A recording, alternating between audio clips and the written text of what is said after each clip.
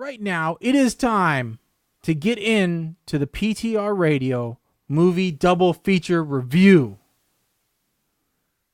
Because it's 8:30 Eastern, 7:30 Central Time. Yes. And this normally eats up the last half hour of the show.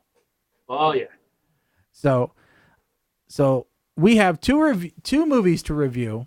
We have The Bomb Squad and we have American Ultra. Now, Colin has said he needs to go kind of in the middle. Exactly in the middle. Exactly in the middle. It's a dual review. All right. So that means, Mike, it's you or I first. Do you want me to go first? Because I think you went first last time. It really don't matter. All right. I'll go ahead and start, and I'll start with The Bomb Squad because, honestly, it's the shorter review for me. Okay. All right. This week, we are back into our normal form of putrid filth. The Bomb Squad is a prime example of a film made by film students for film students and one which should never have made it out of film class. Unfortunately for the masses, this thing made its way onto Amazon Prime and is now taking up residence where something better like Barney and Friends could be occupying instead.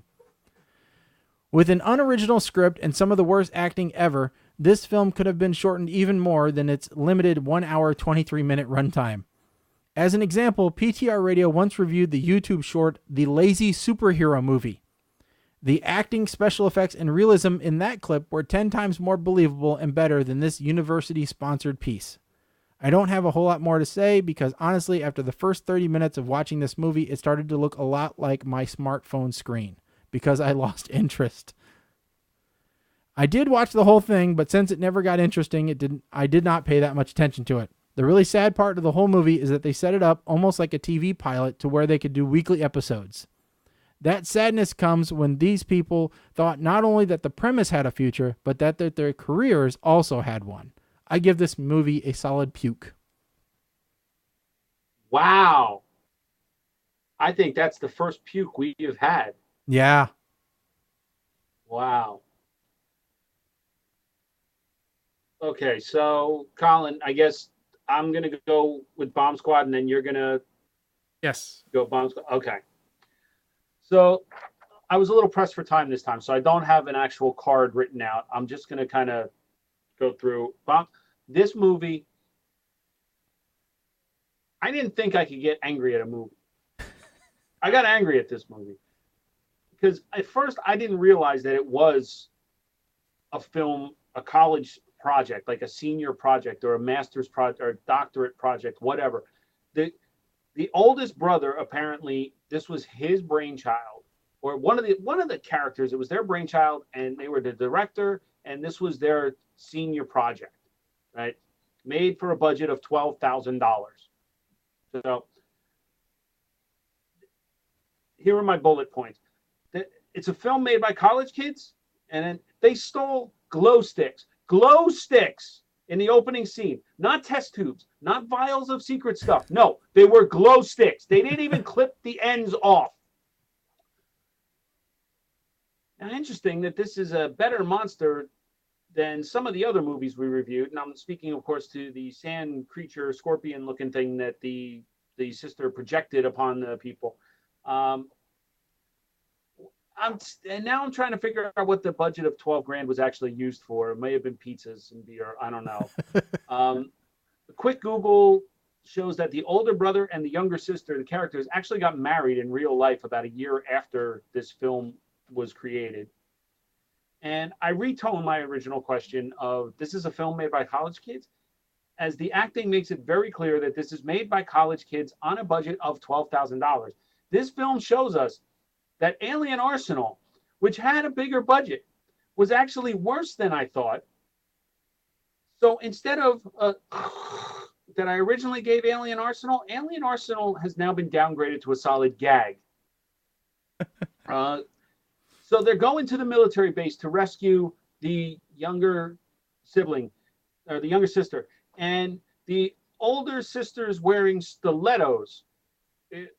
Really? This is as bad as Karen Gillan's jungle outfit. So now they put metal caps on the glow sticks for the general to inject. Wait a minute. Why did we have to sit through over an hour of this crap for the general to inject himself? Why didn't he inject himself in the first place? And how the hell did the idiot sister get the password right on the first try? She is the idiot of the bunch. And why didn't the brother be like, hey, let everybody out? But if you come around a guy that says Wraith, don't let him out because he's a bad dude. Don't let him out. From puke to shnikes, I give this one a gag, which is one tick above puke. Only because I appreciate the effort that they put in trying to make this. All right, Colin, you're up with your double review. Okay.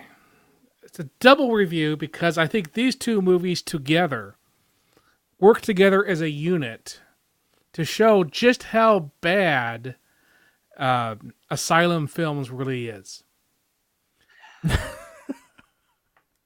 By the way, neither one of these were an Asylum production. No, neither of these has anything to do with Asylum. Okay. Other than they show just how bad Asylum is at making movies. Okay. Okay. So the first one up is Bomb Squad. Now, this movie was directed, written, and all the special effects done by one guy who decided to put together a story that he and his siblings had been, talking about for years, okay? Not only is there a movie, there are 3 books that this guy has written with these characters. Really? Really. I did not know that. Now, nobody from it, because we look through this, the list of people, it's like Nick Chamberlain is the director, the writer. I guess he gave his sister a co-writer thing because she read it and gave him some suggestions. I actually wrote a blog written by the sister reviewing the books, which she didn't like. So nobody in the movie is from the family. I think like the director shows up maybe, I don't even know what he looks like, but he's one of the soldiers I think once. He just put himself in once. But none of the cast are actually family members. Everybody in the cast are students except for 2 characters who are older people. So, everybody from little kids to retired grown-ups are all 21-year-old students. It's like watching a Shakespeare play with men playing all the women. But here's the thing. This movie cost $12,000 to make. And the special effects are better than Asylum special effects. The sets are better than a lot of the Asylum sets.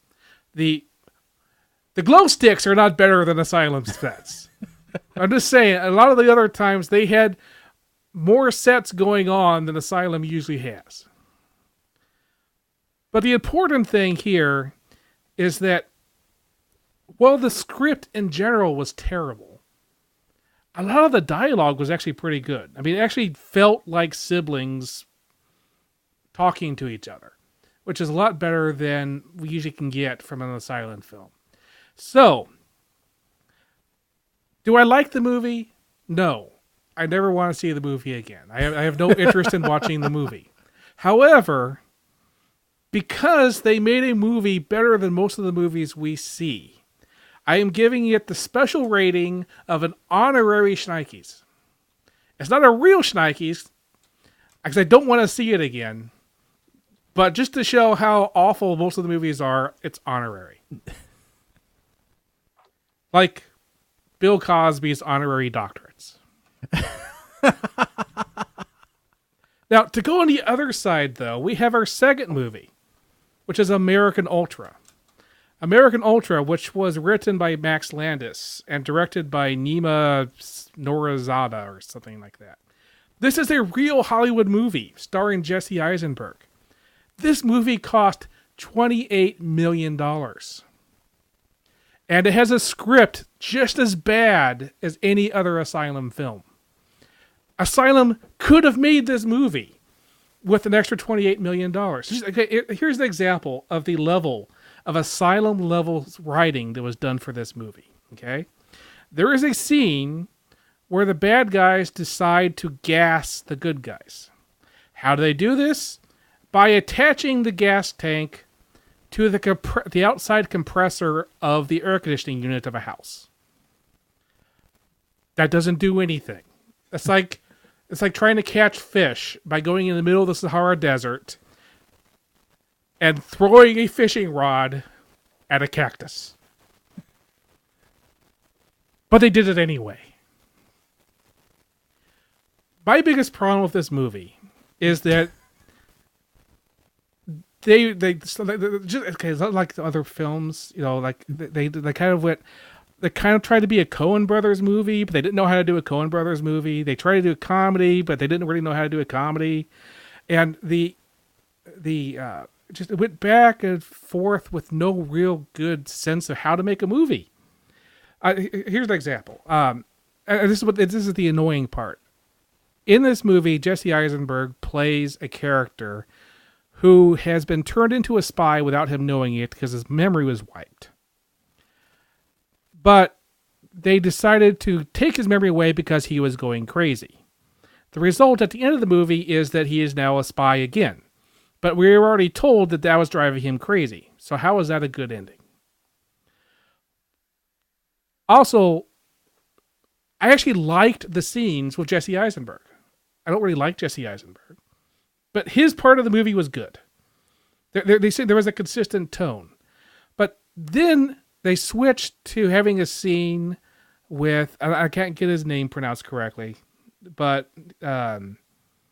you're talking about Walter Goggins. Leguizamo? Yes, Mike has it. Oh, John Leguizamo. Yes. And suddenly you have like a completely different script writing thing, where you went from a okay script to something that would have worked well in Bomb Squad, as far as level of script writing was. I was kind of surprised John Leguizamo wasn't in Bomb Squad. And then you go to the CIA, where suddenly you are in this weird alternate world CIA, which seems to be an insane asylum set up by the government to put psychopaths to keep them away from everybody else. Now, there is one thing about the CIA I liked, because this seemed like something that came from a better movie, like a Coen Brothers movie, okay? There is this extremely long hallway with lots of turns in it, and they go through the entire hallway, and then you get to the end of the hallway, and it's a conference room with a glass wall, glass doors so you can see into the conference room. So you get this gigantic hallway that only goes to a single conference room for no apparent reason. And from a visual standpoint, I really liked that. Boy, you are hung up on some details. But everything else about that was just terrible. Okay, so what's your grade for it? Oh, this isn't even honorary. This one was puke for me. Puke for you. Yeah, it was. Well, I didn't think it was going to be Schneikes.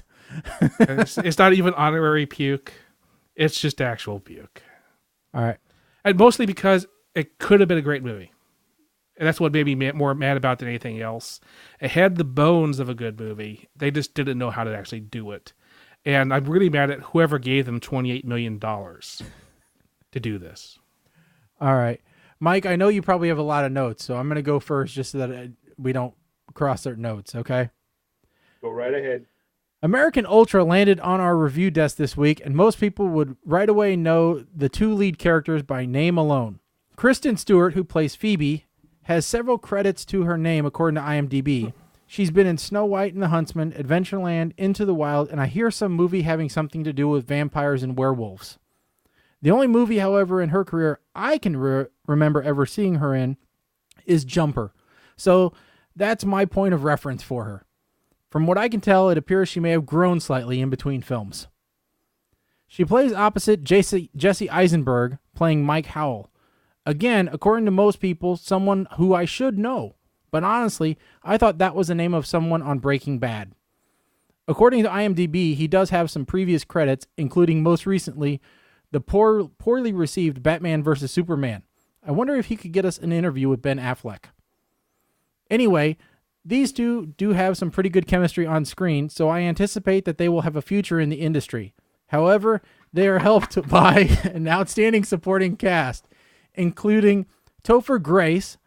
Most will know him from Spider-Man 3 or That 70s Show, and a host of others, including Walter Goggins, Bill, we will not go quietly into the night, Pullman, and John Leguizamo. By the way, is there a movie John Leguizamo won't be involved with? This movie centers around Bomb Squad. If they'd have asked, he'd have been in it. This movie centers around a pair of stoners, Mike and Phoebe, of which Mike, as it turns out, is a secret agent. Now, of course, he doesn't know this because the program which created him has been deactivated, so the now decommissioned agent is doing what he thinks is normal until a rogue agent decides to close the program permanently and try to kill him, at which time Mike is activated by the agent who started the program up and has to fight for his and his girlfriend's life while escaping other agents set to kill them both. You following along so far? This twist on the Bourne identity was actually very nice in that you have a character who all of a sudden has skills he never knew he had and has to struggle with not knowing how he got them or how he automatically knows how to use them. Single-handedly killing 2 people in the first fight scene, one with nothing but a spoon. I originally didn't hold out much hope for this movie, but was very pleasantly surprised that not only did I enjoy it, but I found myself recommending it to friends and family that they should watch it. If you enjoy the Bourne movies or are a 007 fan, then I think this movie would be right up your alley. One thing you need to take into account is that in this Bond, it is much more graphic, so be ready to see a little blood and guts on the screen. In all, I rate this movie at a chuckle, which is 1 point above smile, as we know from last week. So, much like before, Mike, a surprising difference of opinion. Oh, you could tell. You could tell that, huh?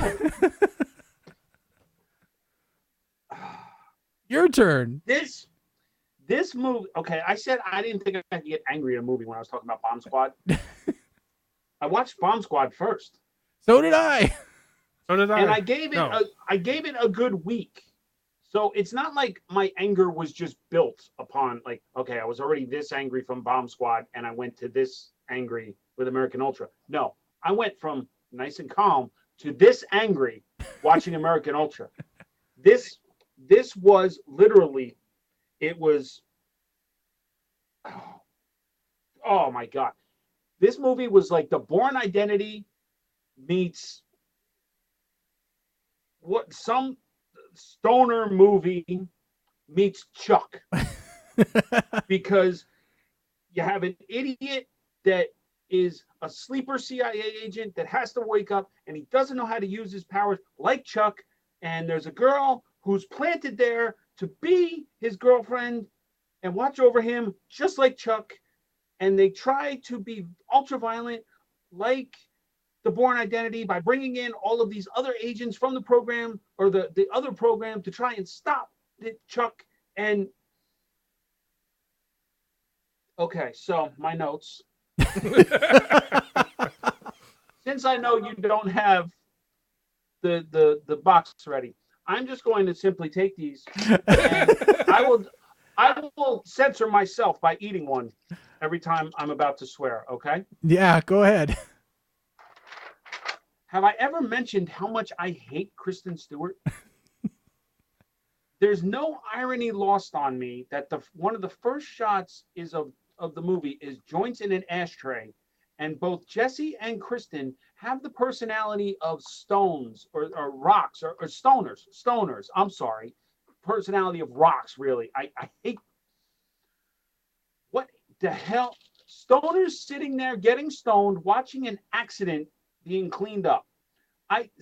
The hate for Kristen Stewart has my blood boiling, and my blood pressure has spiked at this point because of this scene. And now he is turning into one of the Helen Keller tree people. Do you remember them? No. Oh, I'm crying about the tree getting hit by the car. That tree didn't do anything. And I will hate you, you hipster prick that ruined Lex Luthor. They're in jail, and damn it, I can smell the friggin' patchouli on their Goodwill flannel shirts, these hipster pricks. And will somebody please get this kid a wet wipe to wipe the blood off his nose? He's walking around with blood on his nose for half an hour. Somebody want to explain to me why Rose has a full-on 60s psychedelic room in the basement of his palace with black lights and glow sticks and everything? But this scene is proof of just how dirty these patchouli stinking hipsters are, because they're glowing like they're covered in sperm. I noticed that too. Did you notice the paintings on the walls though, where there was a woman bent over and there was a rainbow coming out of her butt?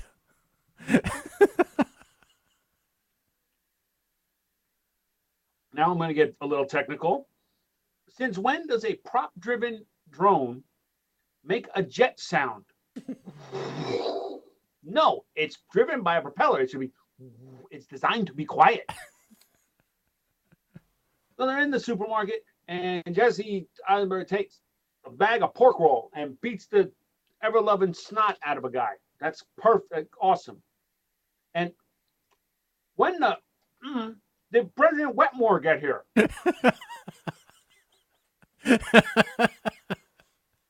Speaking of people who show up in all the movies. Well, he was in between Independence Days. So on the scale of puke to Snikey, this is one step above puke with patchouli.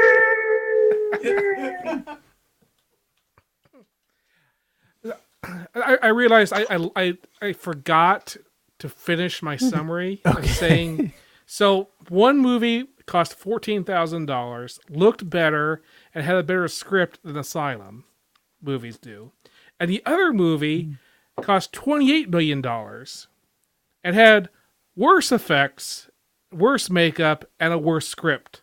So that means that the price, the amount of money you have to spend on a movie has nothing to do with the quality of the story. See, and I don't know. Opposite of you guys, I actually really enjoyed American Ultra. I cannot explain it, but I actually enjoyed it. There is something so wrong with you. And the agent that was operating the drone, Tony something, I don't remember his name. The guy from Veep. Yeah. No, I know him as the guy from Arrested Development. Okay. Hello, mother. They're sending me back to Army. Where, ironically, he flew a drone in the second season. I literally can't remember the last time I got so angry watching a movie. But it was like a train wreck. I couldn't tap out because I wanted to see just how ridiculous it was going to get. I don't know. I didn't feel the anger you guys felt. It's like the other day when Mike hated the cobbler. Or when Mike loved the cobbler, and we both thought it was horrible. But horrible is one thing. Hatred is another. So my problem with the movie is I saw too many things, tropes from good movies, and I'm just looking at it going, if you guys had spent a little more time, I don't know, 5 minutes, you might have been able to make a good movie out of this. Even if I agree, Kristen Stewart is not anywhere close to someone I would cast.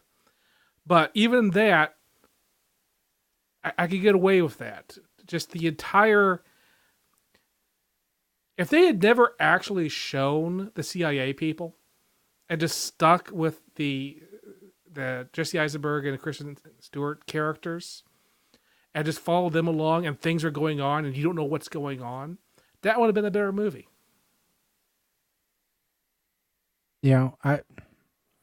Like I said, I guess I'm the minority here because I really thought it was a decent movie. But, who knows? Maybe next week it'll be the other way around. I hate it and you guys love it. We don't know because we don't know what movies we're going to pick yet.